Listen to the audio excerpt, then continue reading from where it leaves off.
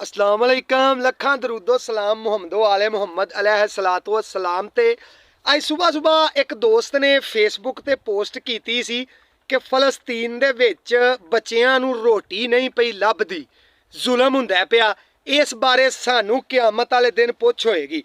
वो दोस्त आप कैनेडा बैठा है, ਉਹਦਾ एक भरा 2-3 दिन पहला रात ਨੂੰ मैं ਤੇ मेरा एक दोस्त बैठे सां साडे कोल आया आके ना ते रोन लग पिया ते आंदा मैं सुबह दा निकलिया सां ते मैनू दुध जोगे पैसे नहीं मिले है। मेरे 2 छोटे छोटे बच्चे ने ते उन्होंने दूध पीना है।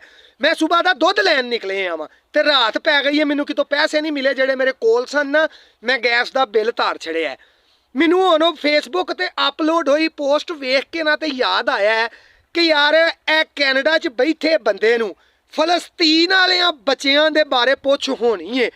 ਉਹਦੇ ਸਕੇ ਭਰਾ ਦੇ ਬੱਚੇ ਭੁੱਖੇ ਪੈ ਮਾਰਦੇ ਨੇ, ਉਹਦੀ ਤੇ ਨਹੀਂ ਪੁੱਛ ਹੋਣ ਲੱਗੀ।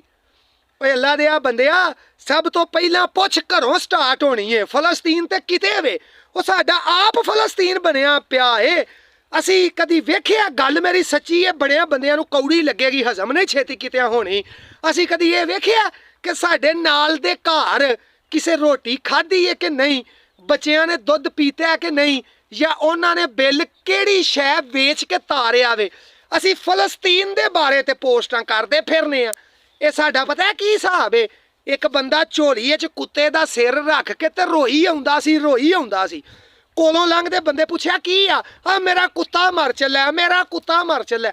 ਉਸ ਆਖਿਆ ਉਹ ਭੁੱਖ ਦੇ ਨਾਲ ਪਿਆ ਮਰਦਾ ਹੀ ਮਰੇ, ਉਹਨੂੰ ਕੋਈ ਸ਼ੈ ਖਵਾ। ਉਹ ਰੋਣ ਵਾਲੇ ਨੇ ਪਤਾ ਕੀ ਆਖਿਆ ਕਿ ਨਹੀਂ, ਇਹਨੂੰ ਅਗਰ ਕੋਈ ਸ਼ੈ ਖਵਾਵਾਂਗਾ ਨਾ ਤੇ ਮੇਰਾ ਨੁਕਸਾਨ ਹੋਣਾ है। रोया मेरा नुकसान नहीं हुंदा। रमज़ान करीम है ते खुदा दा खौफ करो, वखाला बंद करके हकीकत ते आइए।